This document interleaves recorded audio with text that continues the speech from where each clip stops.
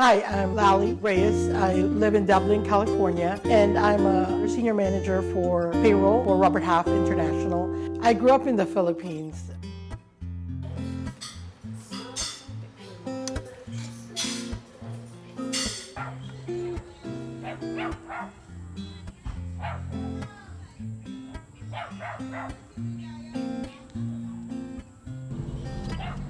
Nagsuswerve. Tapos yung palabas dito. Paano mo nalaman? Tagi naman yun. My childhood was really wonderful. We'd be out in the streets, we lived in a very busy neighborhood. People knew everybody, we were friends with everybody, and I grew up with a lot of love from aunties, uncles, grandparents. My parents were very hardworking. My mom was really wonderful. They were poor, they truly were, right? They used to illegally sell something, and like not illegal stuff, but they would have a basket of fruit and just squat and sell something.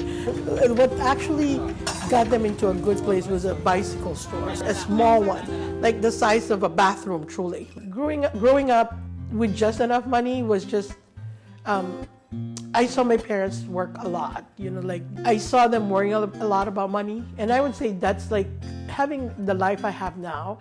A part of me wishes that just for them that they didn't have to work so hard. Itlog, ang kwek-kwek. Ay, ang kwek-kwek yun. 150? Tingwala ni. So yung binili natin, 110. I'd say, it did teach me to study hard and to try to excel academically, and I did. I think one of the biggest things I appreciate about the Philippines is they always instill in us the value of education. There's a saying, I won't translate verbatim, but they always say the only treasure we can leave you is your education. I graduated with honors in high school and was blessed, I'd like to say enough, to go to university as a scholar. If I had wanted to enroll there with our own means, I wouldn't have been able to. My parents couldn't afford it. I graduated, I got my bachelor's in computer science. And the following year, so I was working the following year, my mom was diagnosed with cancer.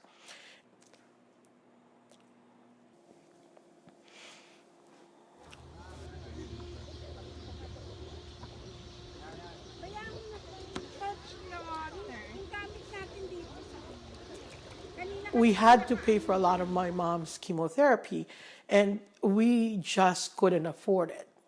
And I quit my job the moment I knew my mom was sick. The day she went in surgery, I quit my job to take care of my mom. So then an opportunity came. I had a friend of mine reach out to me saying there's an opportunity in Singapore to work in computing.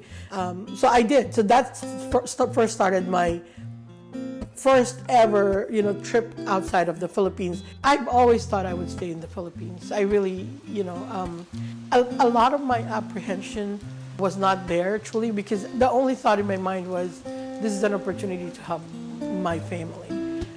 We needed the money.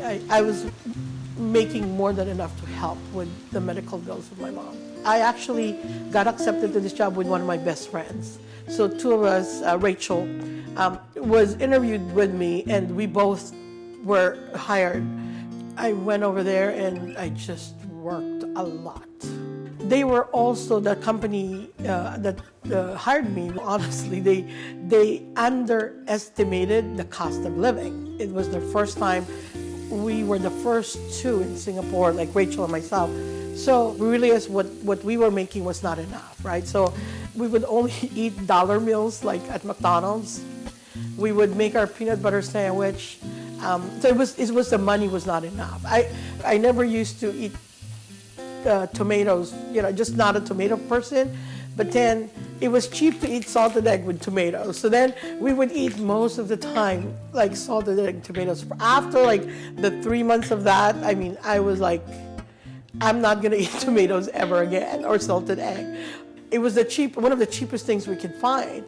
And then I remember my Rachel, one of my best friends. I remember sitting across from her, and she was crying the very first time. I think tears just rolled down her face. Before I came to Singapore, I used to love going to the movies and eating salsa chips. I love that. I got to Singapore, and I sort of missed it. So then I picked it up, and then by the time I left the grocery, I left it because I couldn't afford it. So on the train home, my tears were rolling down my eyes. It was just like, I remember we would only eat fried rice and dumpling. That was one of our favorites every time salary came because it was the only thing we can afford. It just showed how persevering we were. We didn't let that stop us. It didn't faze us, right? We were just determined to succeed, and we did.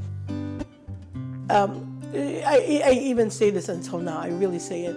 If I could, as a woman, be half the woman my mom was, I'd be very happy because she was really wonderful. And my dad, too, was the same. They worked very hard.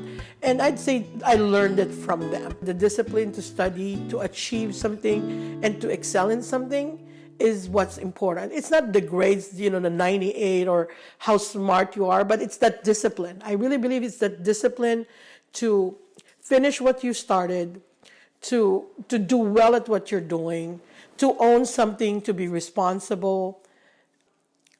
Right now in my life, what makes me happy, my priority in being happy is, first of all, family, right? It's being happy at home, being happy with my friends.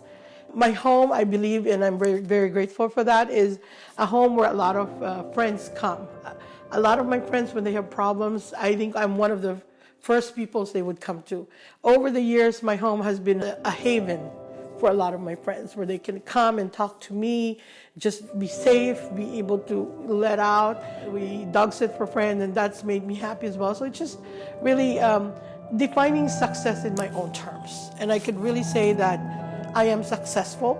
I do not measure my success based on anybody else's success, but based on what I can accomplish and what I've accomplished and what I will continue to accomplish. If you are happy, then you are able to share happiness. If you are successful, then you promote success. If you are generous, then you always have an opportunity to have a helping hand, and that has made me very happy.